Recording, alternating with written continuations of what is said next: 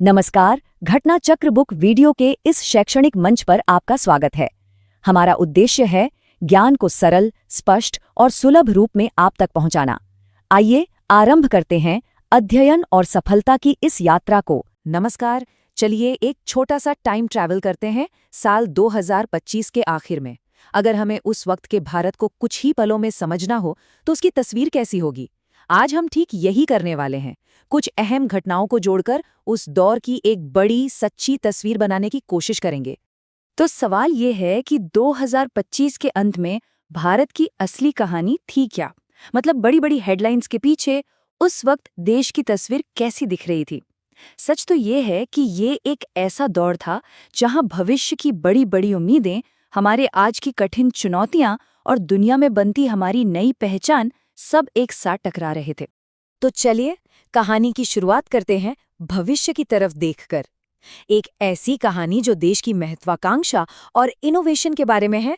दिसंबर 2025 में हरियाणा के पंचकुला में इंडिया इंटरनेशनल साइंस फेस्टिवल हुआ। अब ये कोई छोटा मोटा इवेंट नहीं था, बल्कि एक बहुत बड़ा मंच था जहां देश के कोने कोने से वैज्ञानिक, इनोवेटर्स और स्टूडेंट्स एक साथ आए थे। ये अपने आप में एक बहुत बड़ा मैसेज था कि देश साइंस को लेकर कितना सीरियस है। और जरा इस फेस्टिवल की थीम देखिए, विज्ञान से समृद्धि, आत्मनिर्भर भारत के लिए। ये सिर्फ एक स्लोगन नहीं था, नहीं, ये एक पूरा विजन था, एक सोच थी जो साइंस और टेक्नोलॉजी को सीधे देश की आत्मनिर्भरता और तरक्की से जोड़ रही थी। तो ये तो हुई बड़ी बड़ी बातें, ऊंची सोच। लेकिन सवाल ये है कि क्या ये सब सिर्फ कागज पर था या जमीन पर भी कुछ हो रहा था? क्या इस महत्वाकांक्षा का कोई ठोस नतीजा दिख रहा था? जवाब है हाँ, बिल्कुल दिख रहा था। ठीक उसी महीने दिसंबर 2025 में महाराष्ट्र ने कुछ ऐसा कर दिखाया जिसे पूरी दुनिया ने नोटिस किया। उन्होंने गिनीज वर्ल्ड रिकॉर्ड बना डाला।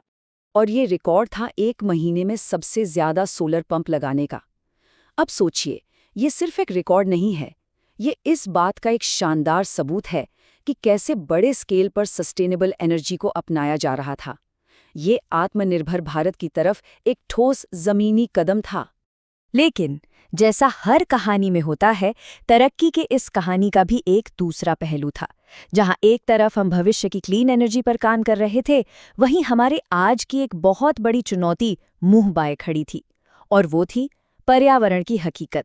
नवंबर 2025 में CREA यानी centre for research on energy and clean air की एक रिपोर्ट आई, और इस रिपोर्ट ने देश की 2 बिल्कुल अलग अलग तस्वीरें हमारे सामने रख दी।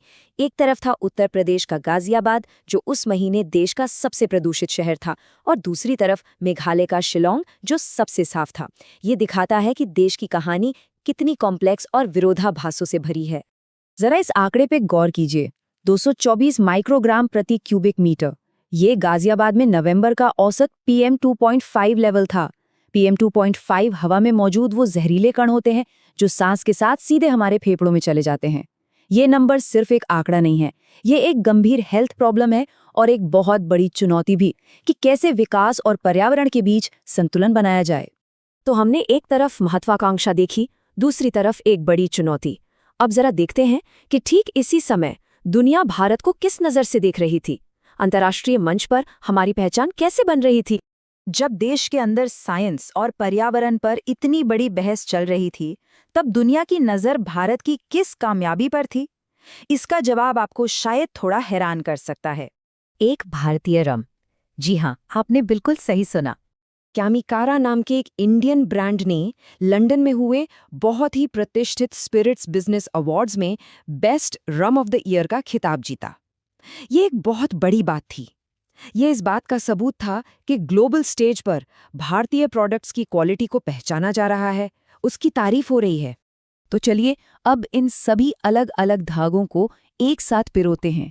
साइंस, एनर्जी, पर्यावरण और ग्लोबल पहचान, इन सबको मिलाकर 2025 के आखिर की तस्वीर आखिर बनती कैसी है? तो देखिए, 2025 के अंत का स्नैपशॉट कुछ ऐसा है। एक तरफ साइंस को लेके जबरदस्त एम्बिशन, दूसरी तरफ टिकाऊ ऊर्जा में वर्ल्ड रिकॉर्ड बनाना, लेकिन साथ ही पर्यावरण की एक बहुत बड़ी गंभीर चुनौती, और इन सब के बीच दुनिया भर में अपने प्रोडक्ट्स के लिए तारीफें बटोरना।